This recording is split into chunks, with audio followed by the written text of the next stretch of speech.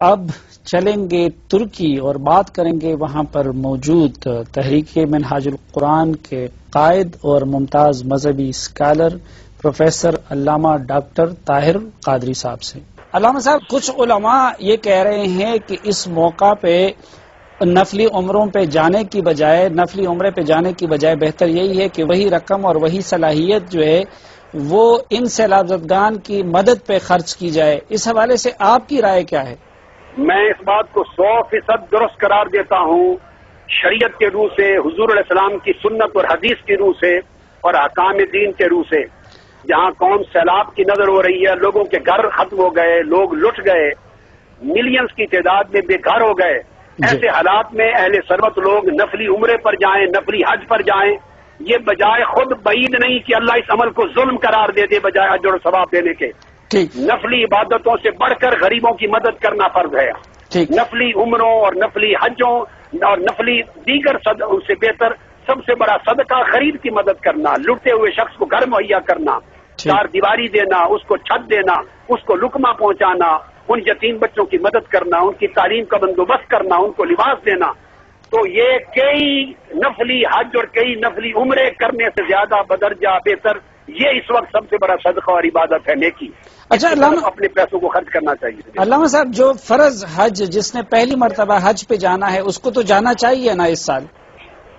اچھا، یہ بھی عرض کر دوں میں، اگر جس نے پہلی بار جانا ہے حج پر اور یہ شریعت میں اس پر فرض نہیں ہے کہ 2010 میں ہی جائے گا تو ادا ہوگا، اگر اللہ نے اس کو وسائل دیے ہیں تو وہ 2011 میں بھی ادا کر سکتا ہے۔ اس آفت میں اگر فرض حج کو بھی اگلے سال پینڈنگ کر دے اور آفت زدگان کی مدد پہ پیسہ خرچ کر دے، اللہ رب العزت اسے کئی نفلی حجوں کا ثواب ادا کر دے گا۔ اللہ نے اگر زندگی دی تو اللہ اگلے سال کر لے گا۔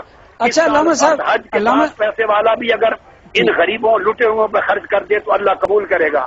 علامہ صاحب، اس سے ایک اور سوال ذہن میں جنم لیتا ہے کہ اگر فرضی حج کو مؤخر کیا جا سکتا ہے تو ظاہری بات ہے جو بندے روزے نہ رکھ کے خدمت کرنے والے جو سیلاب زدگان کے اس وقت ریلیف یا ریسکیو کی ایکٹیویٹیز میں بزی ہیں، تو کیا وہ فرض روزے کو بھی مؤخر کر سکتے ہیں اس کام کے لیے؟ نہیں، فرض روزہ مؤخر نہیں ہو سکتا، وہ ہر سال کے لیے فرض ہے۔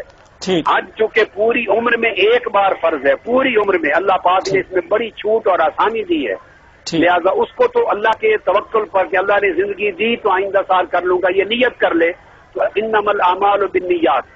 روزہ اور نماز مؤخر نہیں کر سکتے چونکہ وہ روزانہ 5 اور روزہ ہر سال فرض ہے۔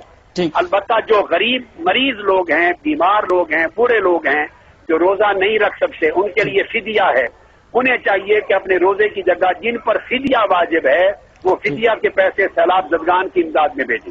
اچھا علامہ صاحب، جو اعتکاف ظاہری بات ہے رمضان کے آخری عشرے میں اس کا بھی موقع آتا ہے اور ایک انتہائی متبرک عبادت ہے، آپ ماشاءاللہ خود بھی ہر سال بیٹھتے ہیں اور پورا ایک شہر اعتکاف بھی بساتے ہیں آپ لاہور میں، تو اس حوالے سے آپ کیا فرمائیں گے کہ اس مرتبہ اعتکاف پہ بیٹھنا افضل ہوگا یا کہ ان اعتکاف پہ بیٹھنے والوں کے لیے یہ بہتر ہوگا کہ وہ وقت جا کے سیلاب زدگان کی خدمت میں صرف کر دیں؟ یہ اعتکاف جو ہے وہ سنت کفایہ ہے۔